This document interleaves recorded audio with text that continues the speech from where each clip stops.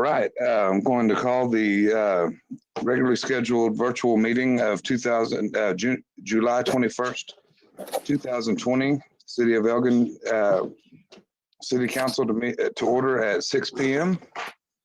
And we'll start with roll call by ward, starting with Ward 1. Benson here. Vega here. Ward 2. Arriaga here. Ward 3's gone. Ward 4. Frazier here. Dennis here. All right. Madam Secretary, I certify that we have a quorum. Cannon here, I guess. Certify that we have a quorum. Let the record reflect that all members are present except for Councilmember Jones and Councilmember Lopez. They both notified me they would not be here. One prior engagement, one sick family member. Do I hear a motion to excuse Councilmember Lopez and Jones? So moved, Benson. Second, Benson. Who was the motion by? Frazier. All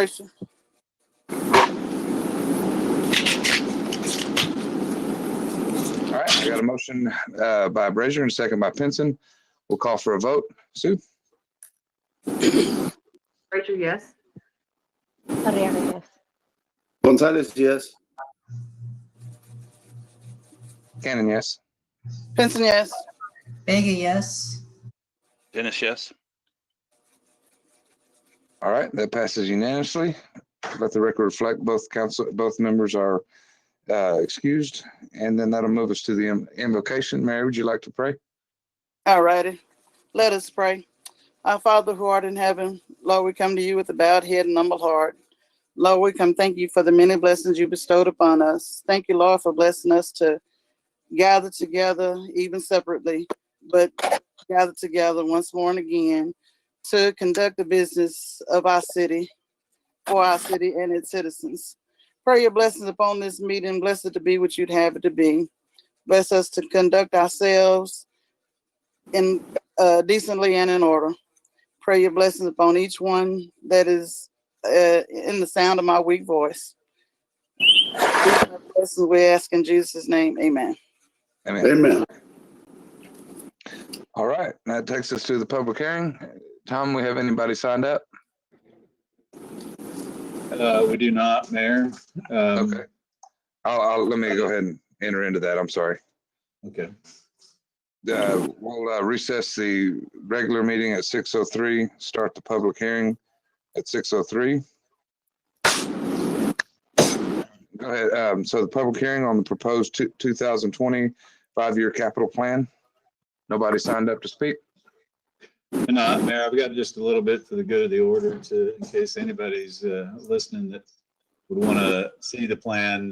We obviously have copies of this online, or we can make the copies available to you here at City Hall. This is our long-term strategic financial plan to plan for major capital construction projects, investments. It's mostly obviously utilities, parks, streets. This is a planning document that's not appropriations, but we do use it as a guide for identifying future projects and needs.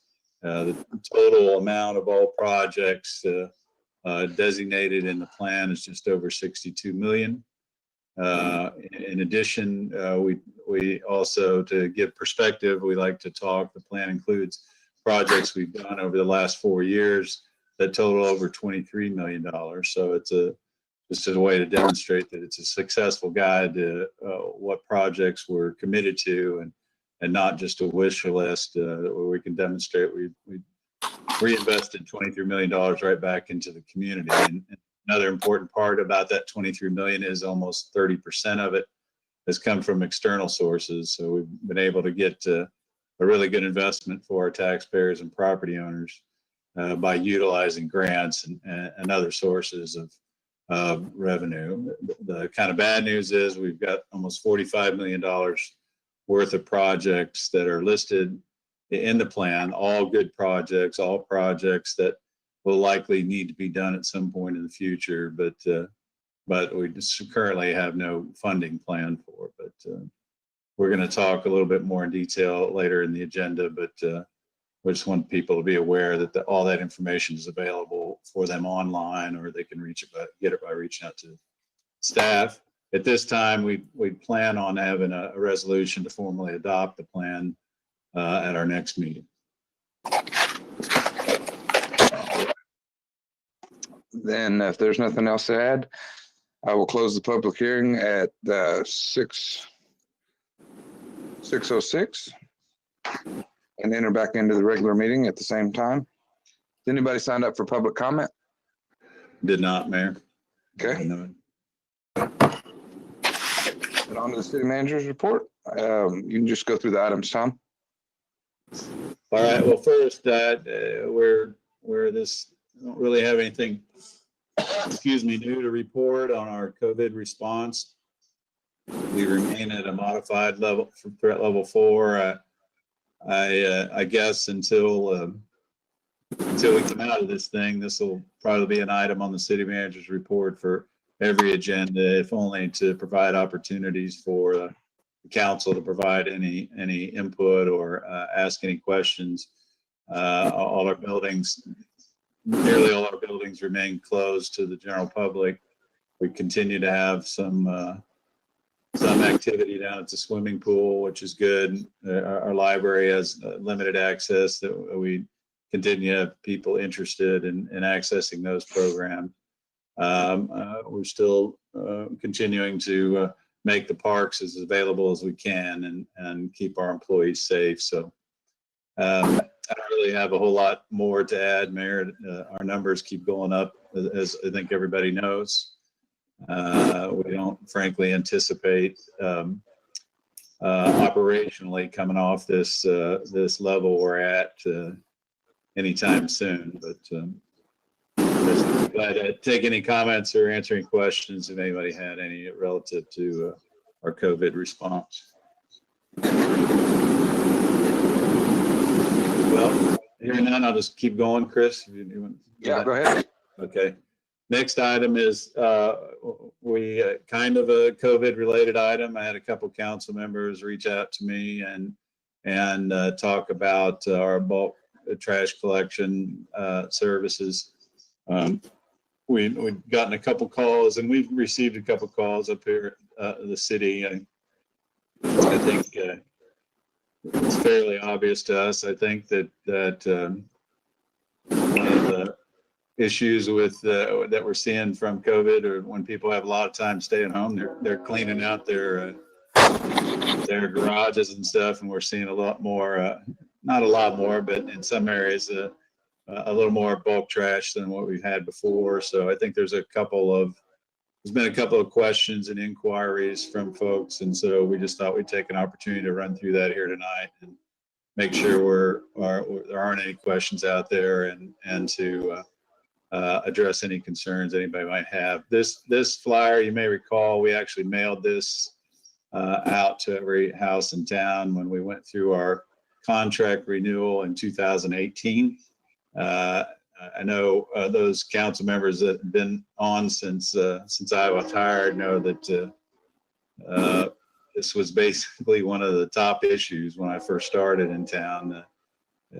We had real difficulty in creating and maintaining a consistent uniform procedure for collection of bulk waste, and so we went through a few changes operationally, and then I had a contract renewal where we cleared some things up. If you recall, this code amendment was done in November, almost I guess the month after I started working for the city, and we had an issue at that time of bulk trash being put out with no kind of time stipulations and how long it could stay out and all of that. So, which was creating a mess. And I think just one thing I want to draw attention to, that although I remember at that time being more focused on the time frames, the highlighted section here in the middle does specifically state that any bulk waste left outside of these time frames for collection is considered a public nuisance, which means it's a code violation. So this was kind of the first step in getting folks to adhere to a regular schedule. And so where you have situations where people are putting out too much bulk waste that exceeds the limit, what they're leaving behind, those folks need to either, need to pull that back again past the front line of their house, or technically they're in violation of city code. This is the pertinent section that actually was a new section that went into the contract in November of 16 when we, no, I'm sorry, that date's wrong. It would have been more like February of 18, I think, by the time we did the new contract. But anyway, this is the section in the new contract that stipulates how bulk trash and bulk waste will be collected, that it's limited to 3 cubic yards, must be placed at the curb. And part of that is that we had to stipulate what was unacceptable the way of bulk waste, and because we had some problems before of construction debris and large tree limbs and things like that. So that's where this stipulation came from about what's acceptable and what's not. And that in particular, that the contractor, Waste Management, would collect all the waste, all the bulk waste within a 24-hour period of their scheduled collection day. And the reason it says that is that it's possible that they could get to the end of the day, have a full truck, and have only 2 more streets to pick up. And so we found it reasonable to, in those scenarios, as long as they came back the next morning, the first thing to finish up, that would be okay. So that's why this language says they have a 24-hour period rather than that same exact day. But again, many of you would remember that we, part of the problem was people were exceeding the limit. They were way overloading the trucks. The contractor at the time, I think motivated by the right thing, trying to pick up everything everybody put out, ended up creating an unrealistic expectation in people's minds. And then we did have times where they'd say, well, the truck's too full. We can't pick it up this time, which we have stipulated that that's not acceptable. So since we've reduced the collection schedule down, we're satisfied they've adhered to this and haven't.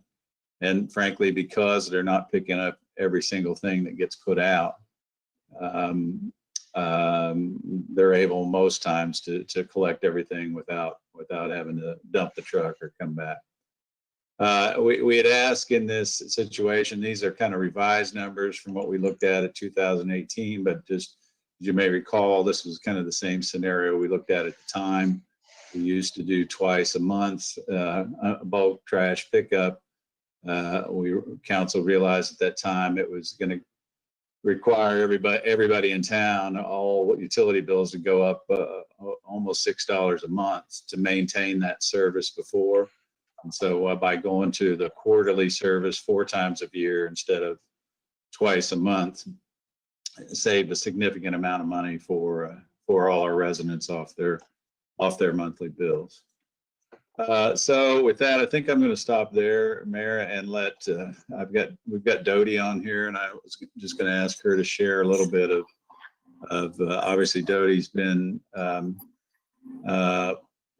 on this issue from the bad times when we were getting and y'all were getting calls about every day where we're having problems, but she's ridden it through and has I think a unique perspective on the response we're getting from citizens, and I'd ask her to speak a little bit about how she assesses the current situation now. So Dodie, go ahead. So I did a memo when Tom and I talked about this a couple of days ago. And one of the things that, as Tom pointed out, that in the years past, we had lots of issues where people had multiple piles out for days on end and sometimes weeks on end. We've been going on a quarterly basis now for almost 2 full years. And up until this last month, we really didn't have a whole lot of complaints. I'll get pictures from the drivers on a daily basis of what they didn't service. What they don't service, they put a green tag on, and that green tag stipulates why it wasn't serviced. Either the pile was more than the 3 cubic yards, or it was not an acceptable item. A lot of times what we see, the unacceptable items are construction debris, paint, tires. Rarely do I see tires anymore, but sometimes the big one is TVs, and they don't take TVs at all. And we've been really good about telling our customers that when they do call and ask about bulk, that tires are not an acceptable, not tires, TVs are not an acceptable item. But this last go around in June, I feel like we had a little bit more out than normal because people were at home cleaning out their garages and spare bedrooms or whatever they were cleaning out. So on a good month, on a good quarter, I might have about 10, maybe 12 reports that don't get serviced. And out of those, I would say 7 are compliant when we tell them that they have to remove it, versus us having to report it to code enforcement and have code enforcement tell them they have to move it. And this last go around, I think we might have had about between, I would say, 20 and 25 reports of items that weren't serviced. 90% of those were also because they exceeded the 3 cubic yards. A lot of the questions that we get is, how do you know what 3 cubic yards is? My easiest response to that is, if you can fit it in the back of your truck, in the bed of your truck, it will qualify as 3 cubic yards. As long as it's not like overflowing from the bed of the truck, then they'll pick it up.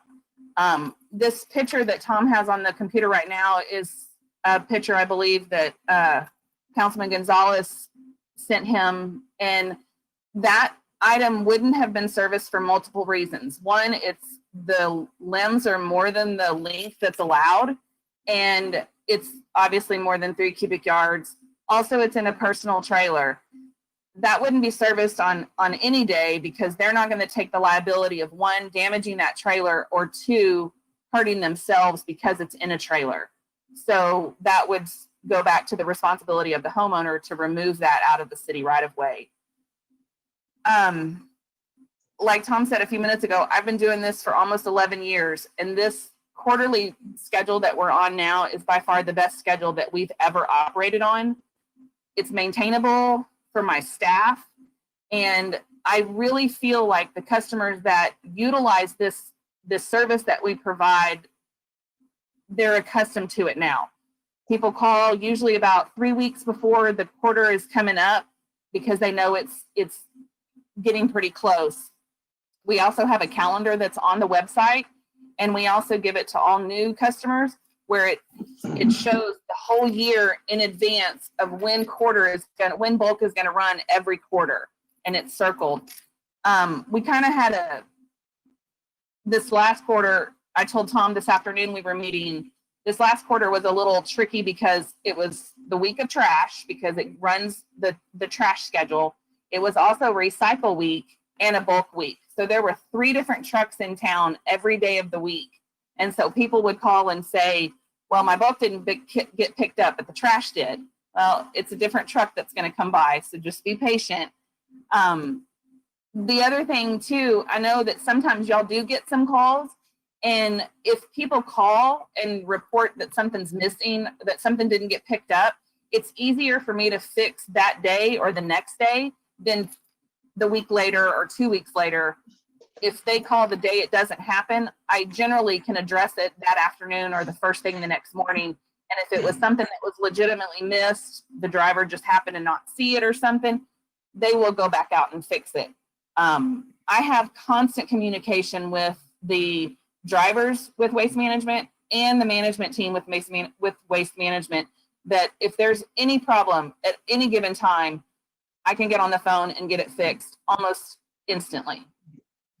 So I don't know if y'all have any questions for me in regards to this, but I really feel like this last go around, it truly was a special situation because people were at home, but we haven't had those kind of problems prior to this last go around. Mayor, I can jump in just to close out a couple of thoughts. Yeah. Thanks, Cody.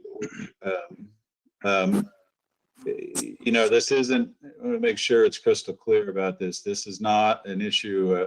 This is a private contractor that's providing a service under a contract. And one of the issues, again, many of you will remember, is that was a problem we had before, is that both sides weren't abiding by their duties under the contract, and not necessarily in a bad way, but it created problems because everybody just wasn't staying in their lane. So this isn't about whether the staff or waste management is willing to pick up more. That's what they do for a business. They collect trash. They'll provide any service we want, any service individual citizens want. We just have to pay for it. So that's what I really think is what we're doing, and what we've been doing the last couple of years is everybody has been strictly adhering to their responsibilities under the contract.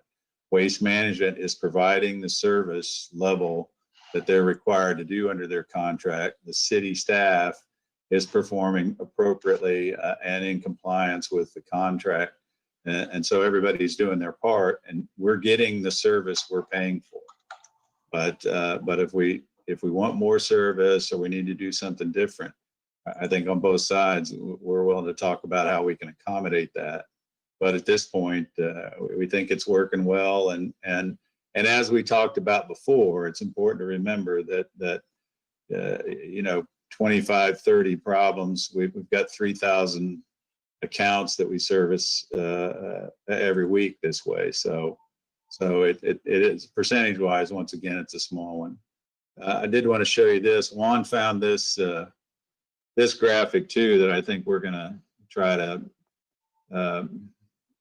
you know, put the city seal over that Cedar Grove at the bottom and claim it as our own. But we'll put this on the webpage because it is a difficult thing that I think people, many people know the rule about 3 cubic yards, but it's really hard to describe what that is. But we already have the one graphic, and I think we can. This is a good one too that helps people give an idea. And we want to say I don't think there's any situation where the drivers are out there with their slide rule measuring how big a pile of trash is. I think they're always leaning on the side of trying to be reasonable, and the ones that we're not collecting are ones that are obviously just over the limit. So with that, Mayor, I think that's all we had, but yeah, be glad. Dodie can certainly answer any procedural questions. Be glad to get any input. If anybody had any thoughts. Council, any questions? I do, Mayor. Go ahead, Juan. I kind of brought it to Tom's attention also because I got 2 or 3 complaints from people. And of course, I didn't realize that we were limited to the 3 cubic yards. I thought it was always unlimited like it had been before. And I think people got spoiled seeing that we had them twice a month for all year, which is 24 bulk pickups before. And now we have 4, and it's, you know, less because before, I guess it was unlimited to put whatever you had out there. I didn't realize the picture, the resident sent me that one with the branches on the trailer. I just didn't realize that that's how he had presented it to them. And I can understand why they wouldn't want to take it off the trailer. I had another resident tell me that he didn't have very much and they wouldn't take it. And he managed to put it in a regular trash can. And so I don't know, maybe it was too long or whatever. I'm not sure how big our trash cans are. I don't think they're 3 cubic yards. It may be a couple of cubic yards maybe. But, you know, I think people have a lot of stuff that they need to throw away other than branches, like maybe old furniture and stuff like that. And, you know, I'd hate to see it be put out in the country if we can't pick it up. And the only suggestion I have is that maybe that sometime in the spring, we could have a little bit more picked up where people can put all their branches and the stuff that will fall under the ordinance. No construction debris, no paint, no tires, but branches, because I think that's when people trim is in the spring and stuff. And that's just a suggestion I have. I don't know, maybe later on we can renegotiate 4 or 5 cubic yards or something like that, but that's just my suggestion. Dodie, can you, you and I talked a little bit, Juan and I talked before about a couch. You know, I got a big couch and I put it out, and I suppose technically that might measure over 3 cubic yards, but you're saying if we pick those up, do people need to call in advance for a big piece of furniture like that, or? They will pick up a couch as long as it's not like a sectional couch, within limitations, but a normal sofa that you're just replacing and you just need to get rid of it, they will pick up that. And back to the 3 cubic yards, as long as I have been here, it has always been 3 cubic yards. That has been the limit. Now, like Tom pointed out a little earlier, when Republic was running it, they, on the trying to do the right thing, they would always pick up more than what was allowed, but the contract always stated only 3 cubic yard was the maximum amount that could be placed out. It's never pickup. enforced. Yeah, Um, that was one of the big kickers of that, is that the contract said 3 cubic yards, but nobody really knew that because it was never enforced. right, but since waste Well, management, I'll just jump in there real quick. That was part of the problem, in that sporadically they'd want us to enforce it. And that's what created the Yeah. problem, as Juan said. But for People years and came years, to assume it was unlimited because we did that sometimes, but then that was the whole point. We couldn't come back and once every 2 or 3 months enforce that. And that's where it led to the confusion. So that's what I meant before about, I mean, Chris, you've got it right. It really wasn't about people. They were actually trying to do more, well-intended, but it ended up becoming, that's why it became unmanageable, because people did believe it was virtually unlimited, but it wasn't. So, but the other part, Dodie, as you and I talked about, the furniture thing just kind of has to meet the reasonableness test, right? yes, You can't put out 3 couches. that's correct. I think we're going to pick it up, but if you put out one without a lot of other trash, I think we're going to do it. So that's where yes, the contract says 3 cubic yards. We try our best to stick to that, but at the same time, we're satisfied that the drivers lean heavily towards the property owner, as long as they're halfway reasonable about what they're putting out. Yes, and one of the things that Tom and I talked about this afternoon, I'm not sure if some of y'all remember this, but when we were talking about when we had the huge problem back several years ago, we actually did a citywide cleanup where Republic came to town for almost 2 solid weeks and went down every street in every neighborhood through the entire city. And they picked up the stuff that was out. But the problem that created was people would see these trucks in town and then rush to go put more stuff out and then call and say that their stuff was missed or it didn't get picked up. So it kind of, it's a catch-22. You want to do the right thing and you want to try to offer a service to help people, but at the same time, then there's always those few people that think that they're just going to, slide in under the radar and get their stuff out there. But that did happen when we first started talking about this about 2 years ago. Republic did go and do that citywide cleanup, and it helped, but until we rectified the problem and got the problem manageable, we still had the underlying issues. And I'm afraid that just because of as much as I've seen this happen, if we increase the number of service days or offer an additional time, those problems that we had in the past are gonna resurface. And it's hard on the staff to try to man that, because we don't know who's doing it. right. Mayor, this is Go Jessica. ahead, Jessica. Yeah. A couple quick questions. First of all, Dodie, you're right. It has vastly improved. There are certain sections of town that you don't even see anything out at curbside anymore. Used to not be that way. So definitely commend all of you guys as well as Waste Management. I do recall that it has been 3 cubic yards for a little while. I think because this last round was a little bit unexpected, it shows that the ordinance is probably working. I think that it's always a good reminder to those listening of what they can do with their bulk trash if we are unable to pick it up. For instance, the graphic you guys are showing, perhaps we might add, again, options of where trash can be taken if not picked up. I know that there are several options we've provided in the past. As well as, Tom, you may just speak a little bit to the fact that our contract does not service commercial properties. I think that probably needs to be clarified for a few of those listening tonight. Yes, you're right. It's a good point, Jessica. And again, this is another issue we faced a little bit now where but we had a problem before where people were, there's some people that have a tendency to believe that any place a dumpster's out, they can just go pile their trash in it. And yes, commercial entities do not receive bulk trash service. Again, it's another issue, a cost issue, but as you know, all those commercial customers get their own individual service from Waste Management.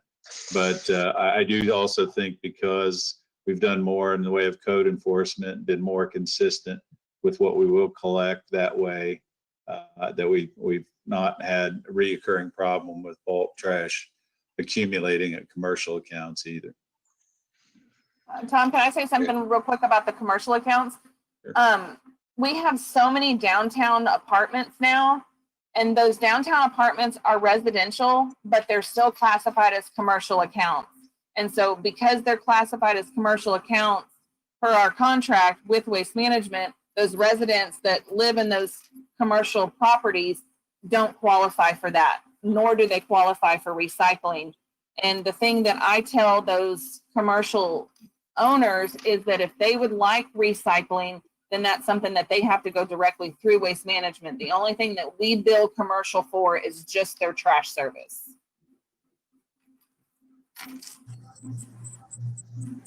But we still do bill that client, even though they're a commercial resident.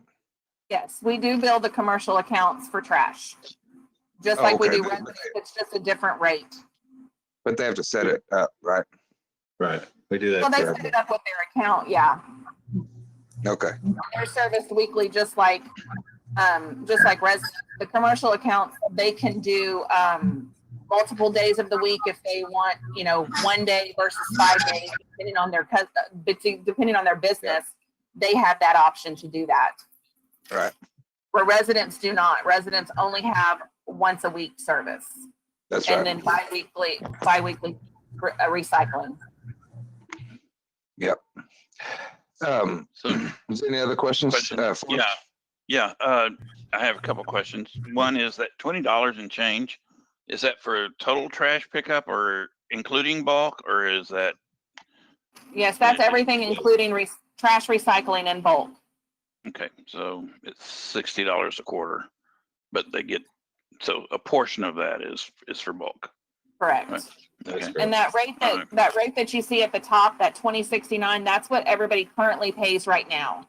Okay. And then the numbers below it are the estimated costs as if we were to increase the service.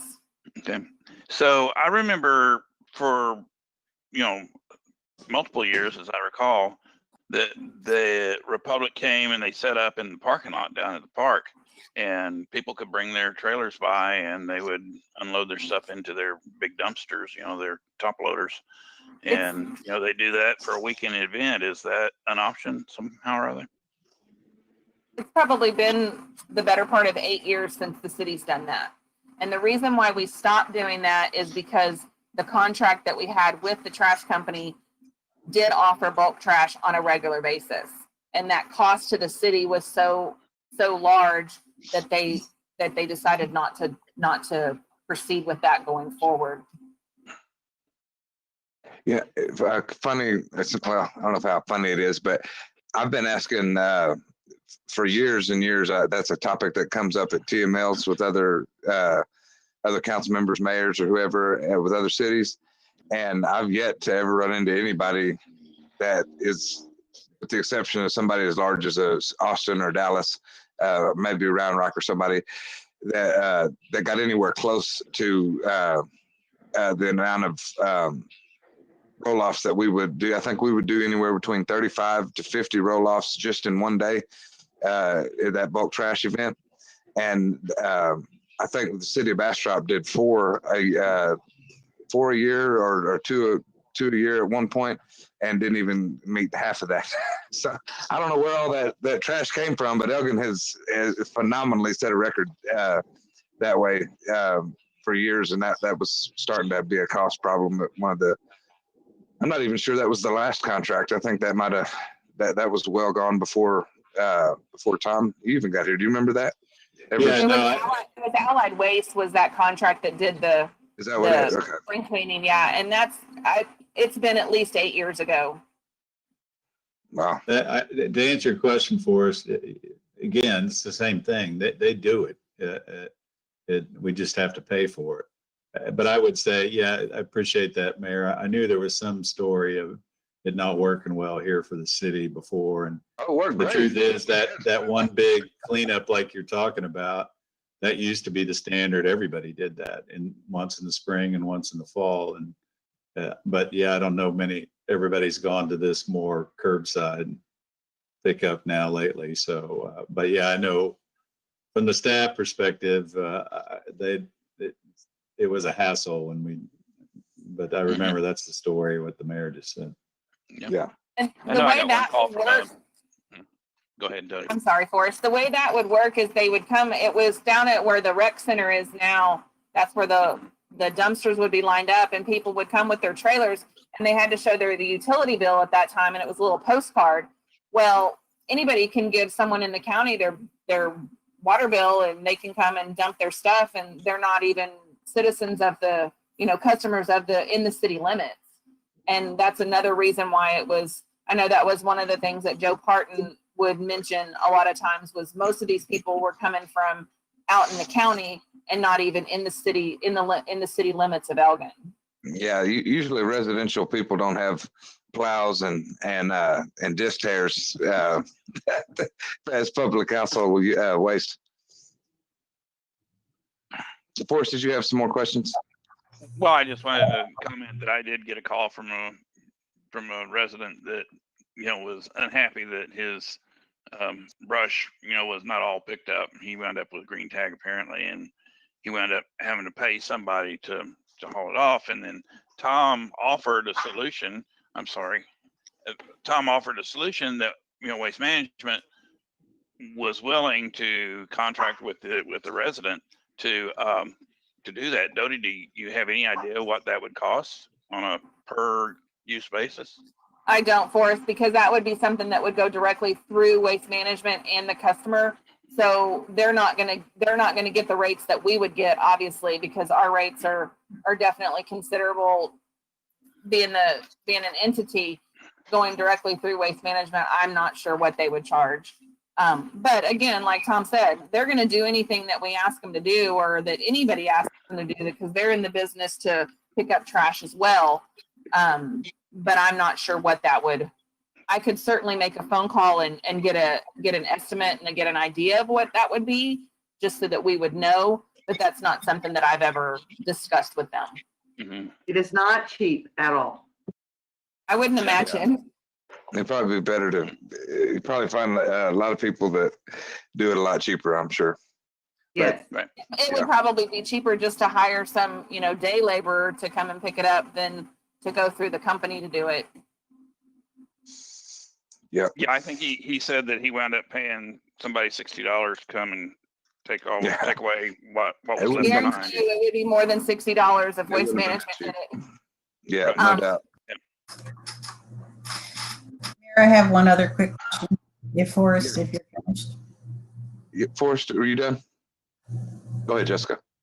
Just quickly, Tom, as well, can you add regarding commercial properties, add that, in cases where at commercial properties, bulk trash is piling up or trash is piling up, it's not necessarily a bulk trash problem. Maybe you can also address how we're handling that from a code enforcement standpoint. Yeah, we had an issue come up where this is one of Ms. Brazier's favorite things, where we had one of the donating collection boxes out, and we've had a couple problems with them. It only takes one person to set a TV or something down there, and pretty soon we had a big proliferation of of what looks like now a big, huge pile of bulk trash there. We as I said before, I remember, I think Dodie remember, I think it was Specs at one time, or somebody over there had a dumpster. Same thing was happening. Once somebody sets one bag outside that dumpster or that collection box, then it doesn't take but a couple days and there's 50 bags of stuff sitting around it. So we've tried to stay on top of that pretty well. The one you and I were talking about, Jessica, was in a kind of a funny location of it being right on 290, yet it was kind of hidden behind. You had to kind of get in the parking lot to see it. So we're on top of that, and we'll be monitoring that more closely. But truthfully, that's an example of I think, I haven't verified this, but a business closes down and that collection box gets left behind. So even though it's on private property, there's nobody there monitoring that. We're trying to keep up with that. We have other situations where behind commercial buildings, it's tough for them to keep an eye on their dumpster. But again, technically speaking, under our rules and the contract, it's the responsibility of that business owner, that property owner, to make sure that they're keeping up with that. But that's another thing I thought we had a couple problems with in the beginning, Dodie, but we haven't had much lately. Is that right? We haven't had many, but to kind of answer Jessica's question a little bit, the management team for the drivers will contact me if they notice a commercial account is having some excessive trash that, may not fit in their dumpster or maybe outside their dumpster. And I'll just contact that customer and discuss it with them, and possibly discuss maybe increasing the number of days that their dumpster is serviced, or, letting them know, because it does state in our contract that if it's not in the dumpster, it's not serviced. And that's one thing that the drivers are very good about doing, is they won't pick up the trash outside the dumpster. That does fall back on the business owner. But I do make those phone calls to those business owners and discuss it with them, maybe increasing the days of service. Most of the time they take care of it because they don't want to pay an extra day, but it doesn't come up very often. Yeah, that's a good point too. I didn't want to imply that the problem's always been other people dumping off there. Sometimes it's the very business that's paying for the dumpster. Their dumpster gets full, they just start stacking trash bags outside of it. And that, again, that's not the service. The service is, we'll dump the dumpster. The employees aren't supposed to get out of the trucks and pick up all those extra bags. So a couple of times, Dodie's right, it's been a case where she's had to convince them maybe they needed to get a second dumpster or a bigger dumpster if that's the kind of trash we're going to have. But again, it's the same kind of thing. We just need to.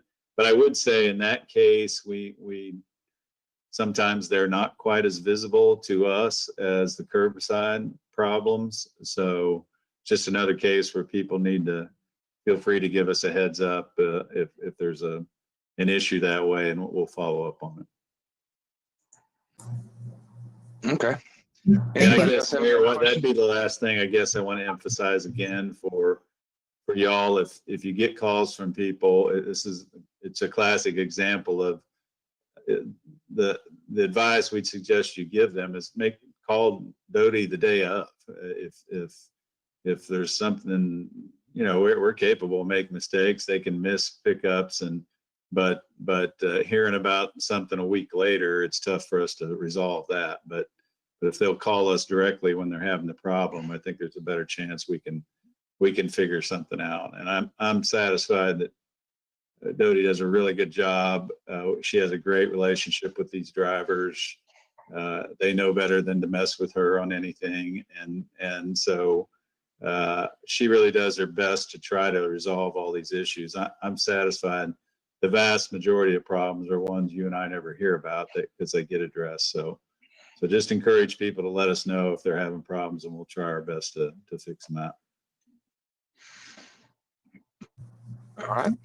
And so you did mention that they would take one couch, but not multiple.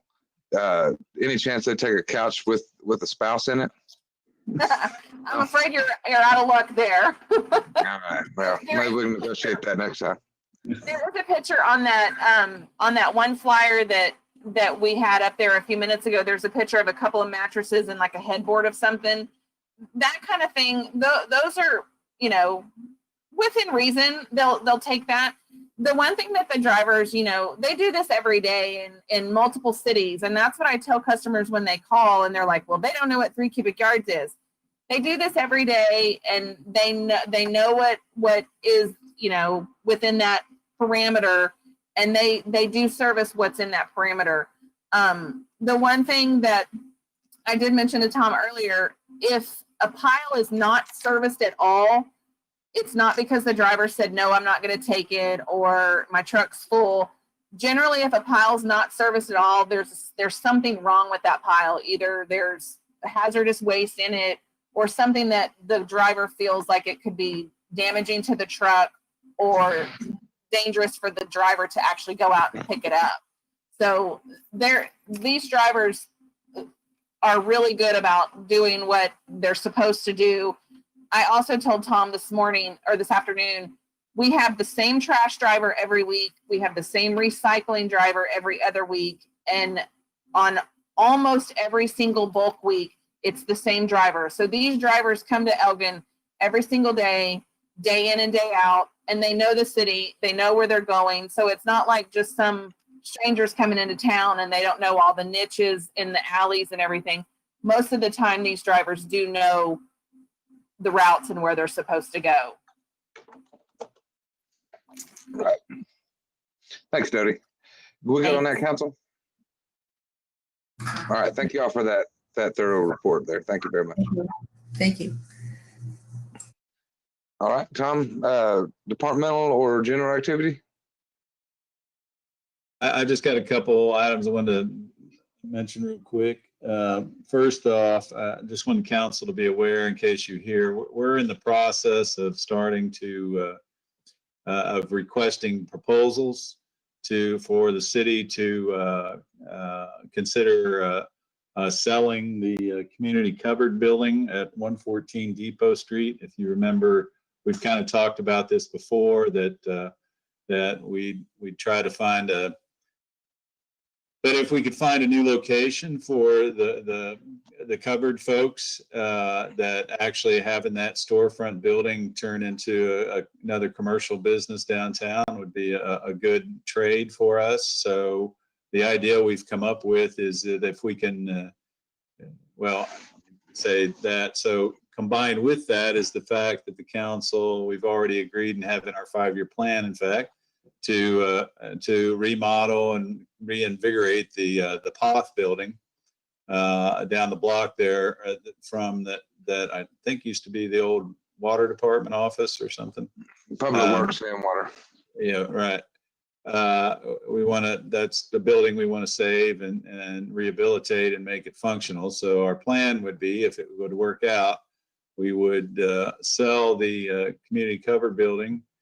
That would generate enough money for us to do a nice remodel and restoration of the POTH building, and then we'd put the covered folks in that building. And in the mix, they'd get a newer facility, and we'd have a new commercial building on downtown.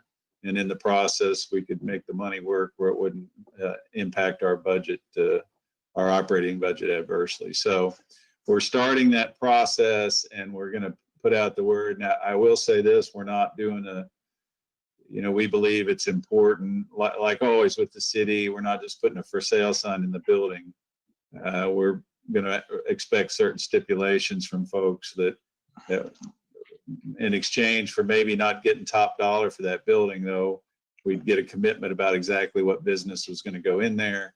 We don't want a speculator just to buy the building and sit on it and try to flip it later. So we're putting some stipulations in this bid proposal, and we'll see how it plays out. But the main thing is we're going to start putting a for sale sign basically on the building. We've briefed the folks at the covered. They know what we're doing. So just wanted to make sure, in case you heard about it later, you know what it was. And like anything like that, if we can't sell a piece of property without the council specifically voting to approve that. So whatever happens with that will come back to the council for y'all to formally authorize. But just wanted to make you aware that we're starting down that road. We'll see where it goes. Cool. And then finally, I wanted to ask Chief South to give you a quick update. The chief has continued to work with local community leaders and response to, I guess I struggle with know what to say other than, for the lack of a better phrase, the Black Lives Matter movement that is being labeled as such. I guess there's a group of community leaders that have continued to engage Chief South and the PD and about how we can work together. And the chief met with them last week and made some real good progress. And I just thought he would share that news with you here this evening. Mr. Mayor, Council, Mr. Manager. So everybody kind of remembers about a month ago, we had a meeting at Pastor Green's church. I believe the mayor pro tem, Mr. Mass were all there for that. Beforehand, I actually had the opportunity to meet with a number of pastors, and there was a deep wanting and request to be more involved with the policy making of the police department, not so much to dictate, but just to talk about, become educated and have input into what was occurring. So our first meeting that we had, I think Pastor Green referred to it as the round table. This really reminded me of a citizens review panel that I'm very much aware and have a little bit of history on, but it's very common in some of the more progressive police departments to have that type of organization. So we met for the first time. We kind of dictated some rules, bylaws, what we want to do when we want to meet, kind of the basics of what we wanted to do. And the main goal really is to have minority community representation, to have input on not just the policies of the police department, but significant issues that occur within the police department, critical incidents or other activities or complaints that occur, so that we have a direct line and ability to be able to talk about those issues and then bring them forward. The Citizens Review Panel was a great opportunity when I was in Austin. It works it works side by side with the Citizens Police Advisory Committee. They have two different functions. So one kind of feeds into the other. And I believe Pastor Green is actually on both of those committees as well.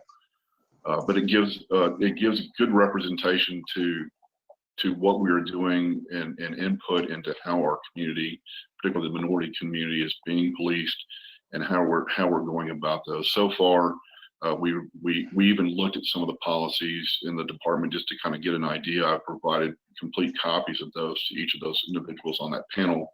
And they were very impressed with the fact that we do have a significant amount of rules and regulations, as most everyone knows, and that it's more of a matter of just fine tuning some of those and making sure that the education of the officers and the community are both addressed at the same time, so everyone's on the same page. So with that being said, I'll be happy to answer any questions. Questions, council? This is just really a first step, Chief, right? And trying to create those opportunities for dialogue. And we think it's a really good step forward. And we're continuing to be responsive to whatever request we're getting from folks. So we think it's a really good step forward, but just one step along the way. So yeah, this is an extraordinary opportunity for us as a department and for the community. To make those connections and outreaches, and I think it's going to be very positive for both.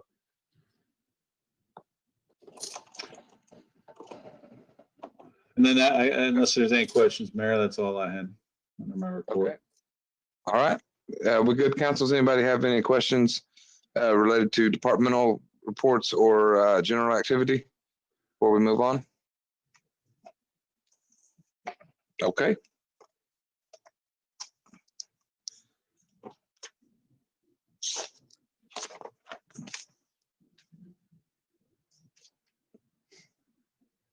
Moving on to the consent agenda, we've got one item, which is the emergency meeting virtual minutes of July 1st. Anybody have any questions or proposed changes for that?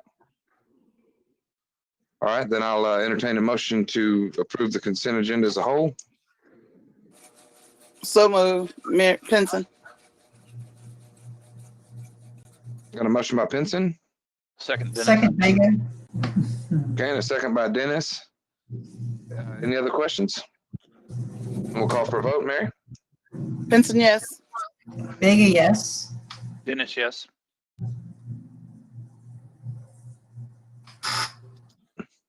Sue? Did we lose Sue? No, I'm here, Brazier. I couldn't hear anything else. Okay. Arriaga, yes. Gonzalez, yes. Gonzalez, I get yes. Okay, got that. And Cannon, yes. That passes unanimous. Thank you, council.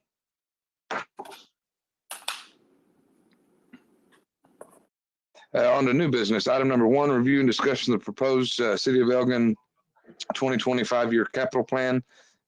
We got some of that in the public hearing, but Tom, go ahead with this one. Thank you, Mayor. I just got a couple items as we I think we want to just mainly want to draw council's attention to. We're ready to answer any questions or follow-up we have. The new and proposed is with every year, the new items that we're proposing for funding in the next year's budget, it's obviously are the most important ones that we look at and will be insofar as council is supportive of moving in this fashion, we'll be building the operating budget around these assumptions. We've got about 18 million in total that we're planning will be in the budget over the next year, but we fortunately a number of those funds will come from different areas. In particular, a big portion of that is grant funds and of course our wastewater treatment plant expansion that we anticipate hitting us in the next fiscal year, which will be debt funded, is obviously the biggest portion of all that. But it's by way of getting a little peek into what capital projects will be in the budget. I'd make sure you're looking at these different projects here. I did get a couple comments or questions before from Councilman Gonzalez, and so I wanted to talk a little bit about a couple things here. And Amy Miller is going to help me with this conversation too. Number one was on page 24 of your plan is our project for our downtown alleys, and we wanted to just the question basically was, as shown on here on the map, we've designated a few alleys here that we're looking at to improve, and but I think the question was more along the line of is there a particular reason why we only included these alleys and where we stopped at, and can we include more? And so, but we're in the process of basically this project that we're in the process of doing very preliminary engineering on. The concept was based on the idea that within our downtown area, because of all the development we're having happen there, and combined with the residential element that is growing in downtown Elgin, that a look at dramatically improving these alleyways, meaning more than just repaving what's there. We have drainage problems, we have access problems, other issues. We want to make these, the goal would be to make these alleys almost a second front door for businesses and residents that live down there. But I'm going to let Amy talk a little bit to where we're at now, what the goal of the project is beyond that. But we're very preliminary, and then we'll be glad to take any questions about it. Amy. Thank you, Tom. So we are, as Tom said, in the beginning phases of seriously looking at and analyzing the alleys downtown in terms of where improvements are needed and what priorities different alleys might receive. We do need to work with the Historic Review Board and the business community and the residents downtown as we develop how these alleys might improve. It also, of course, needs to be reasonable. It needs to be affordable within the budget so that it could be addressed in phases over a period of years. And on our part, this is very much a significant community and economic development project. We do have a significantly different level of use and access happening in the alleys throughout the downtown district. And it is an appropriate time because of that investment and those changing uses and the much greater demand that's happening to begin looking at what are some improvements and how could those be handled. But as Tom said, how much of the overall area is addressed, whether things get added or removed or how they're prioritized, that's very open at this point. Thanks, Amy. We again, if we, as you can see from the funding plan here, the thought was that that it would almost, if we get a good plan together, it almost be like we talked about sidewalks. If we could ever get to a point where we could afford to set aside the same number every year, $100,000 or something, then over time we'd knock these alleys out. But we're very preliminary in that, trying to figure out the first step. We've got other utility concerns that we have to be able to work around. So basically, that's the plan for that. But there's not really, at this stage, any particular rhyme or reason for which alleys we picked. We also talked about, the oil mill property could, depending on what happens with it over the next couple of years, this could be affected by that as well. So this is a classic example, I think, of a CIP type project where we're just trying to get it on the table, get some discussion rolling on it. A big part of this is when we get this preliminary engineering done, we'll have a better idea about what it's going to cost, and of course we'll come back to council on that. But we've got a ways to go, but we're just trying to get the discussion rolling. So with that, Juan, did we answer your whatever question you had in the middle there of that, or do you have anything else? I'm not sure, I guess, what direction this is going in, but was that suggestion I made, is that going to be considered and approved or what? No, this part, we're really, if any, Amy, I'd assume even in the best of situations, we're not going to be prepared to do construction, I think, this year, right? No, When I right now, prepared, we'd be looking at design, and we would be looking at the areas that you asked about, Juan. We're I think the next year will be spent just focusing on design and getting cost estimates together to figure out, it's like any project. It's possible that we could get halfway into this and realize it's way more expensive than what we think we can pull off. But yeah, we talked to you talked to me about adding the one alley down there. I think we can do that, look at that, include that in the feasibility type study, but we're going to be a ways off before we're making a commitment of any kind to it. okay, I understand. Okay. All right. Unless anybody had any other questions on that, the next one we wanted to clarify that that Juan and I were also talking about, that I forgot to spell out previously, is that if you compare the two plans that we had before, this has to do with sidewalks, and I think everybody knows our situation with sidewalks is a little bit fluid, but if you compared last year's plan with this year's plan, some of these projects have changed, and one in particular is, this is a project that was in the 19 plan, South Main Street sidewalks, that doesn't show up in the 2020 plan.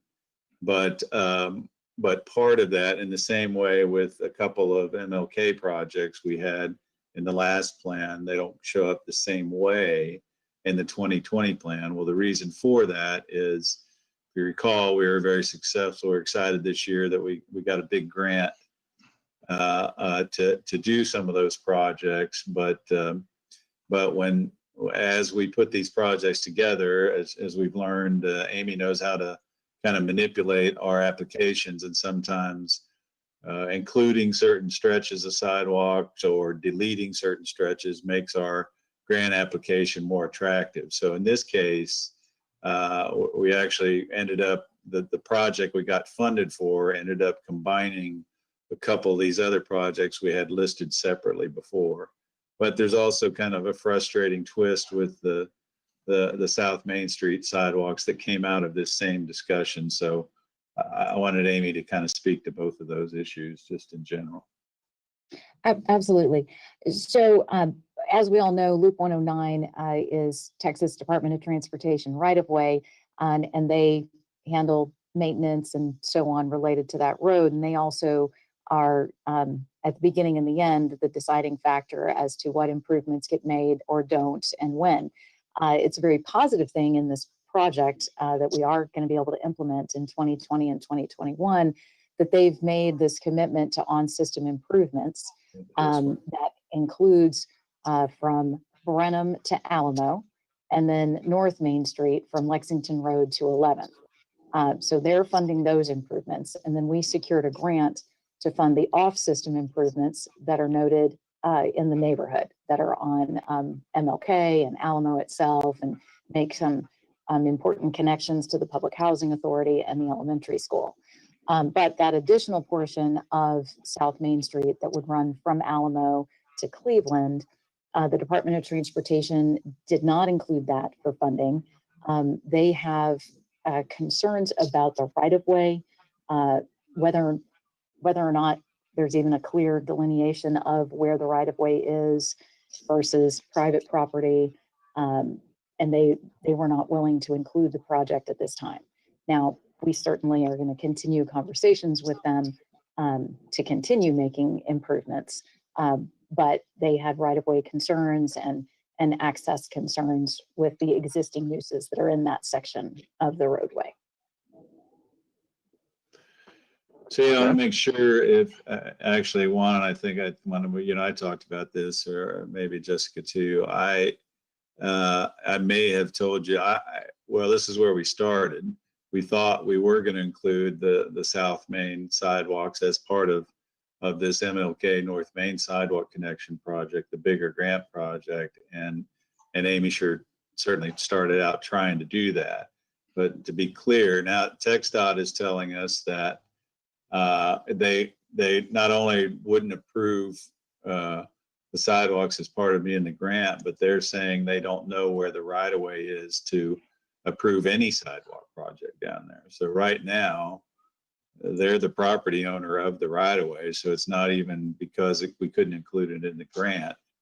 They're saying, at least preliminarily to Amy, what they're telling her is they wouldn't even authorize us building a sidewalk down there in that area. So that's why, so it is true that this project now is not in the plan. It's because the property owner is telling us they won't let us build it there. So regardless if we paid for it or it was part of the grant. So that doesn't mean we're giving up on it. I'm just saying that staff agrees that if we're going to achieve the connectivity that we're striving for, we need a sidewalk in that area. But right now that just threw a little problem in the mix for us, because we couldn't figure out how to include this project if TxDOT is going to resist it.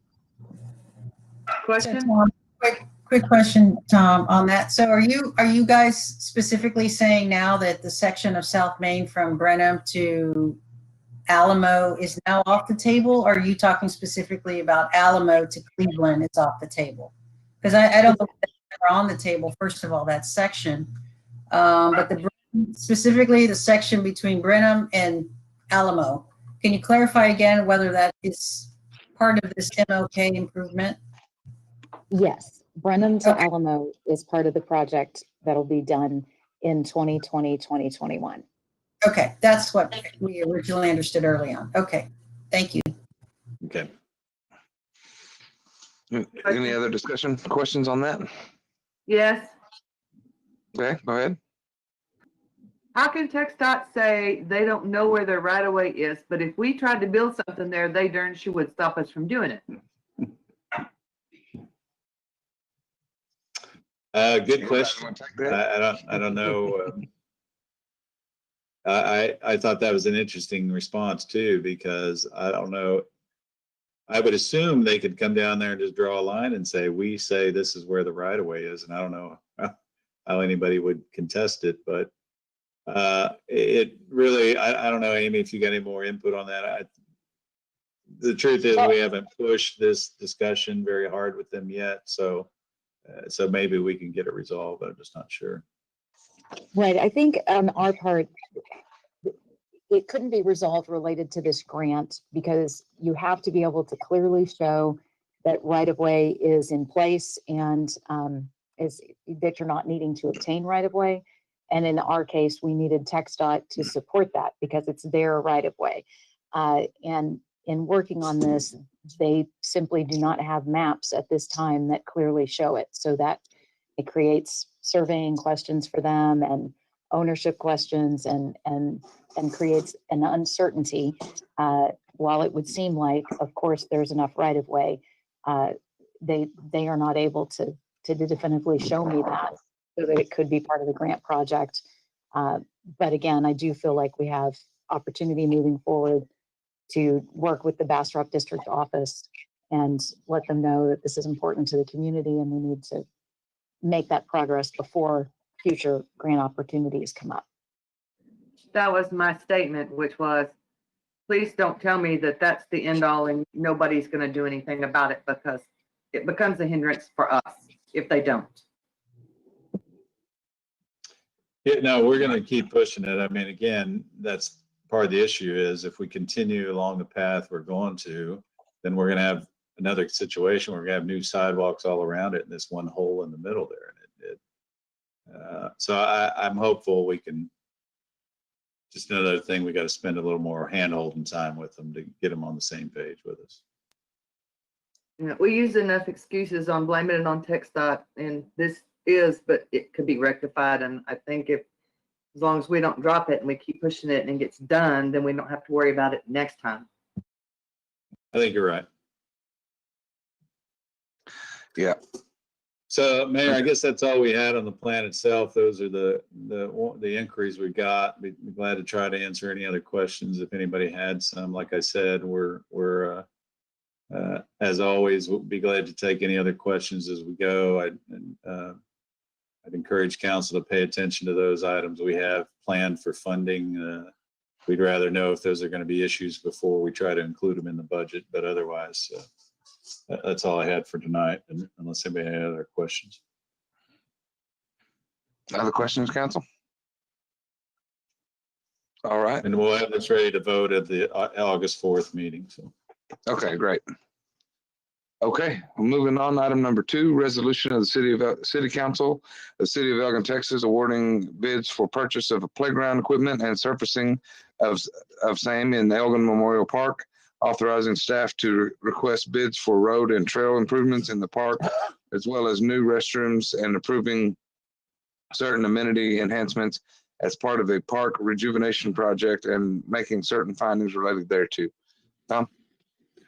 Thank you, Mayor. As council may recall, we were pleased to report recently that the Parks Department, mainly Elizabeth Myrick, was able to get a almost $200,000 grant from the St. David's Foundation through their Healthiest Places grant, and we are using those funds to significantly upgrade our playground area in Memorial Park, but like it's typical of all projects we try to leverage grant funds that we get in combination with what other funds we have available to end up getting a bigger and better project, and that's kind of what our plan is to do. So tonight's action is approval of awarding the bid and authorize us to proceed with bidding out the roadway improvements we're going to talk about a little bit here in a minute, and the new restrooms down there that we've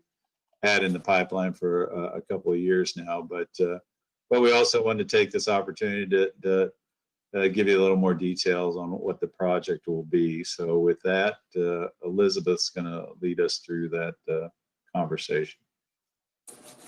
Go ahead, Liz. Yeah, so the Elgin Memorial Park update through St. David's Foundation is going to be primarily the playground with the poured in place surfacing. The playground we're proposing, we award the bid to Compan for a wooden play structure. It won't be as hot in the summertime in Texas. It'll have a shade structure over it, and it'll have some fitness equipment so that we can have families working out together with their children, building a healthier perspective on life. If children see their parents working out, they're going to spend longer in the parks and the whole family is going to be healthier in the long run. Then for the surfacing, we're going with a porous bonded rubber mulch. So our beautiful playground. There's a merry-go-round, since that's something Elgin had a long time ago, and I hear it from our seniors at the rec center all the time, how they miss the merry-go-round.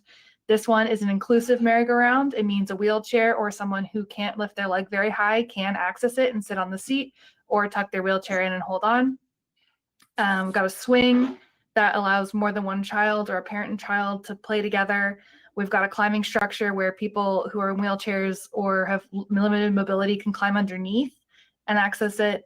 And then in the back, you see the orange is our fitness equipment. Along with that really big improvement, we're going to have this trail with new trees around it, kind of looping between the main pavilion and the new restroom building.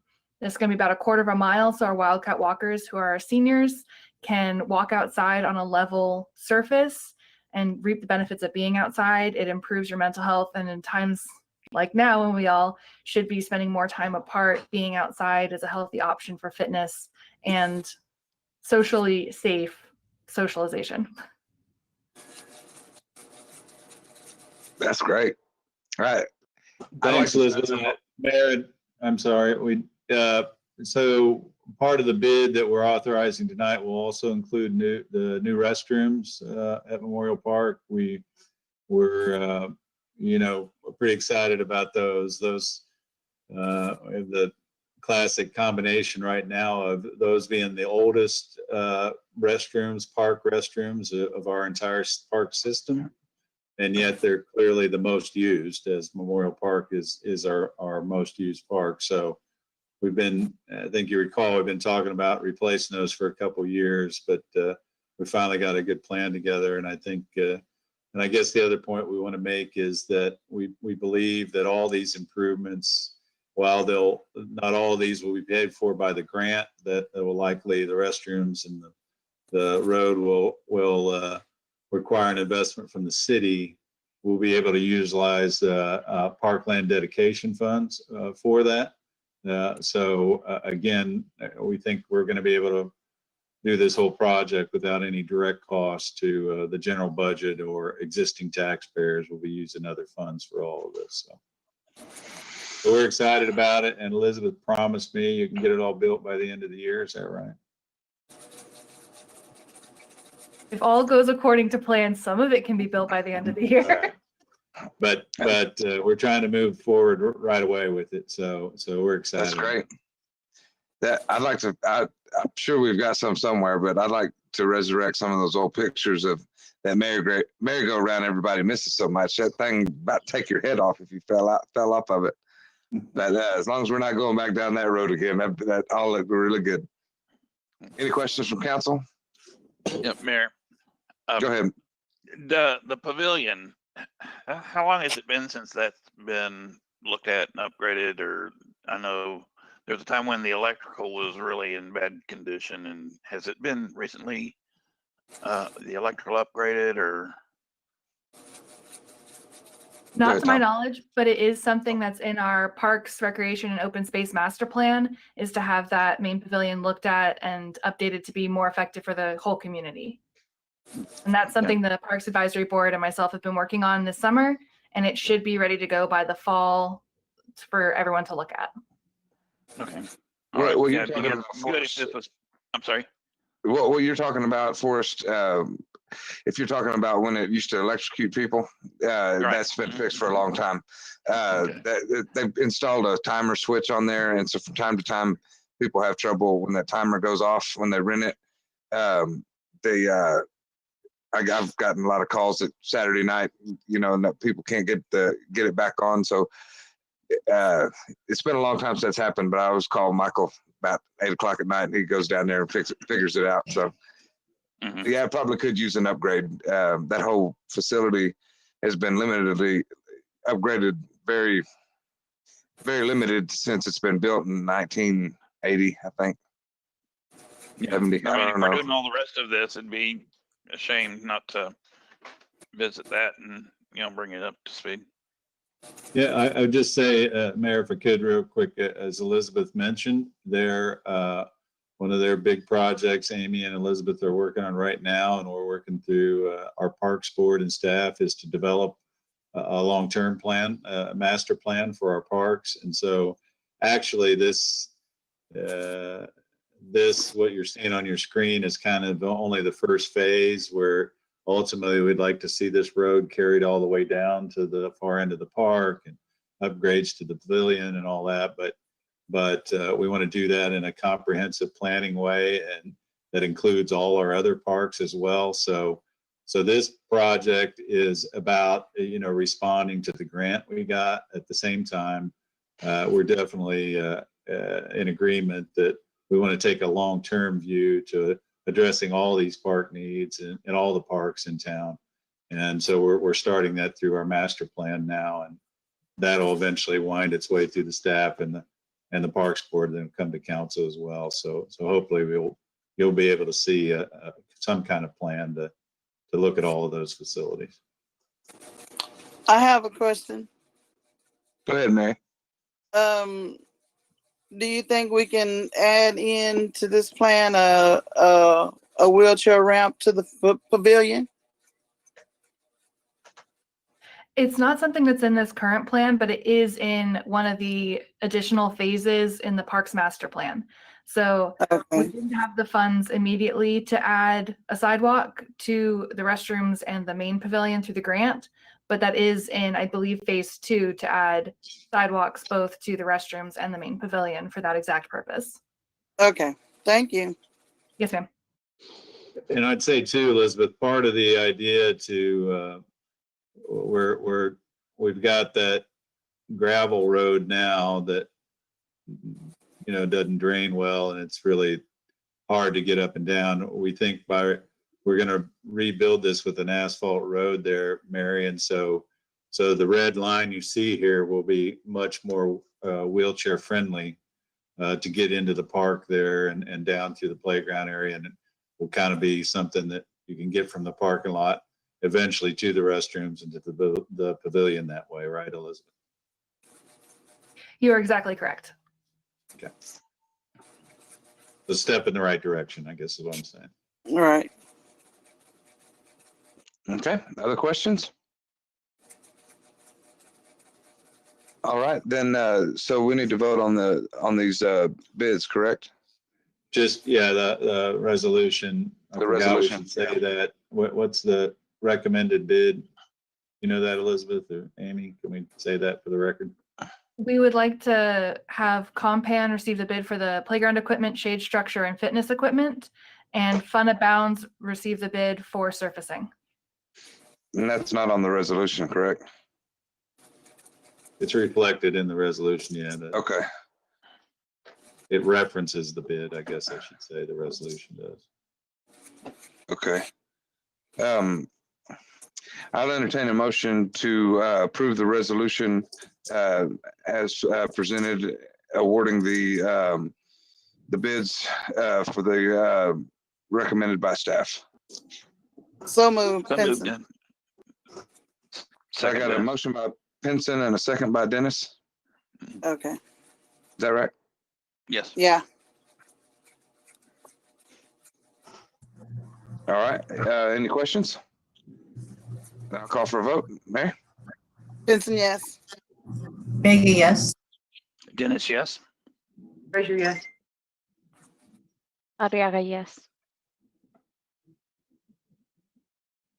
Cannon, yes. Gonzalez, yes, sorry. Yep. Cannon, yes. And that passes unanimous. Thank you, council. Thank you, staff, very much. Elizabeth, good work. On to item number 3. Resolution to City Council of the City of Elgin, Texas, authorizing execution of a lease with Capital Area Rural Transportation Authority, CARTS, for 2001 Central Avenue. Tom? Actually, Mayor, this item, we kind of got the word last minute. This isn't ready for consideration tonight. It's CARTS. They got a new lawyer that hadn't looked over the lease agreement yet, and so we anticipate it coming back. This is Amy. You got anything to update the council schedule wise? We're anxious for them to start and think they're getting ready to start real soon. They let us know they have their construction plans are officially out for bids as of today. Those are due back to CARTS on August 20th, and then their board would be intending to take action in September, but if everything comes out in a reasonable manner. They are very optimistic about this project and looking forward to getting it started just as we are.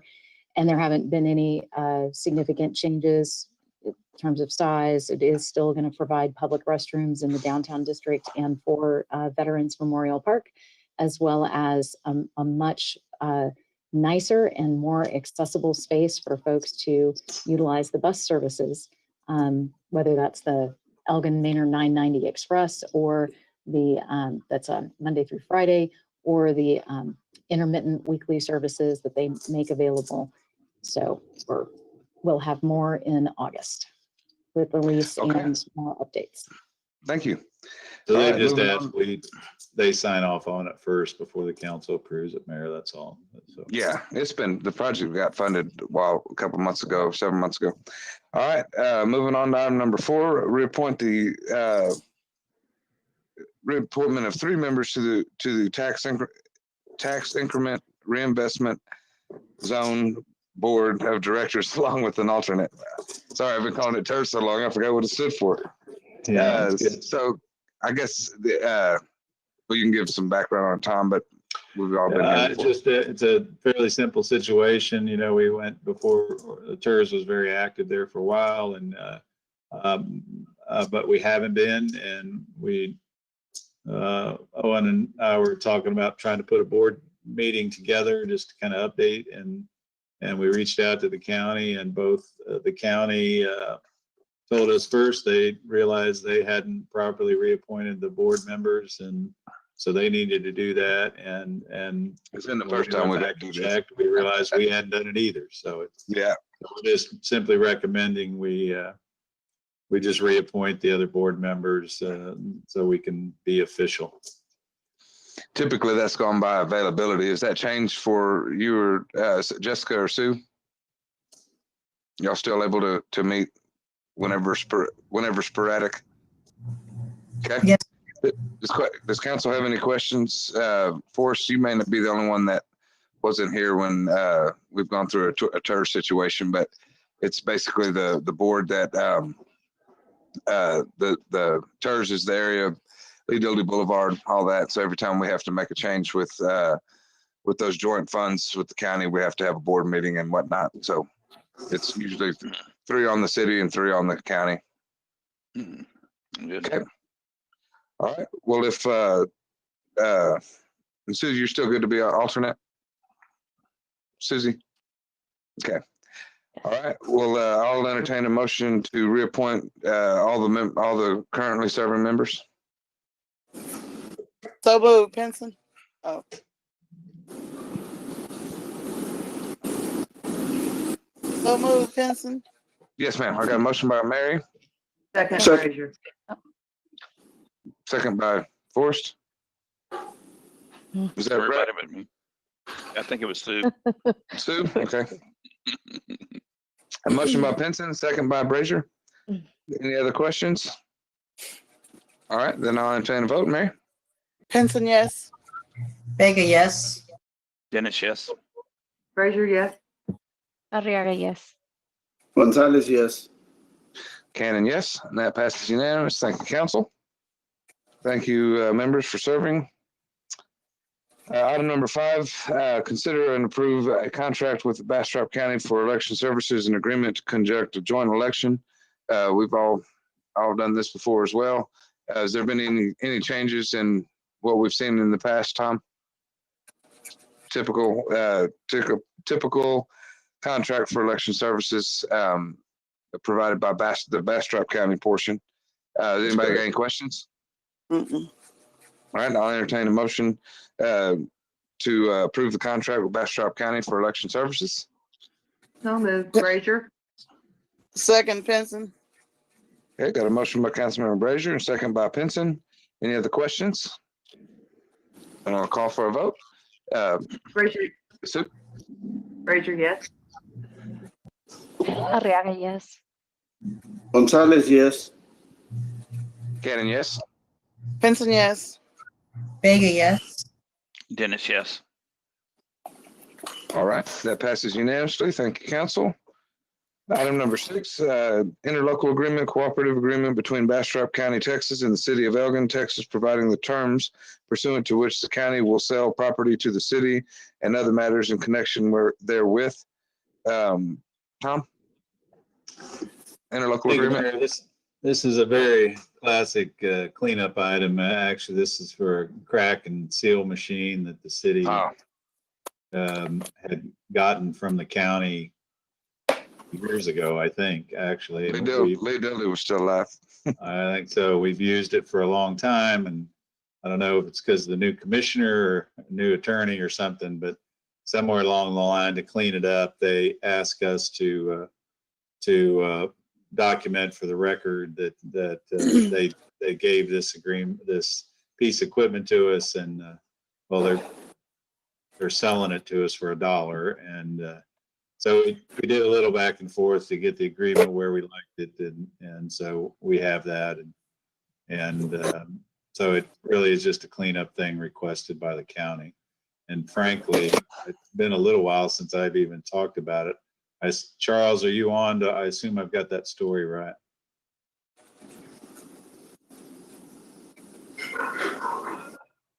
Yeah, see, that's the right. I think this happened about 2 years ago,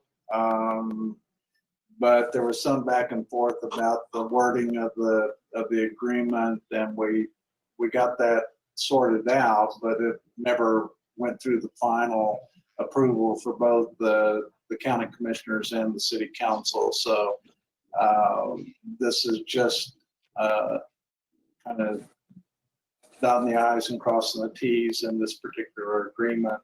It's a very small piece of equipment, really not that consequential, but